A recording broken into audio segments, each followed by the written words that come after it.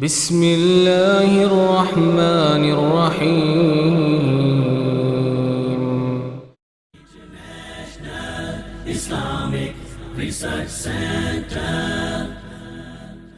فتنة الرجل في أهله ونفسه وماله وولده وجاره.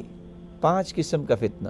کسی کی ذات میں فتنہ، کسی کی اولاد میں، کسی کے اہل و عیال میں، کسی کے مال میں، کسی کے پڑوسی میں فتنہ.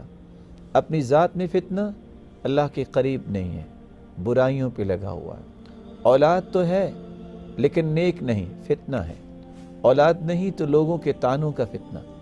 مال ہے نہیں، فقیری کا فتنہ. مال ہے لیکن حرام کا ہے، یہ اس سے بڑا فتنہ.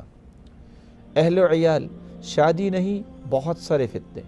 شادی ہو چکی، بیوی نماز نہیں پڑھتی، بہت بڑا فتنہ. پڑوسی ہے اور ہر وقت تنگ کرتا ہے، موسیقی لگائے رکھتا ہے، فتنہ ہے. اور اگر پڑوسی نہیں تو پھر خوف کا فتنہ. ان سارے فتنوں کو دور کرنے کا ذریعہ کیا ہے؟ یکفرها الصیام والصدقہ والصلاة والامر بالمعروف والنہی عن المنکر. روزہ رکھنا، صدقہ کرنا، نماز پڑھنا، نیکی کا حکم کرنا اور برائی سے منع کرنا.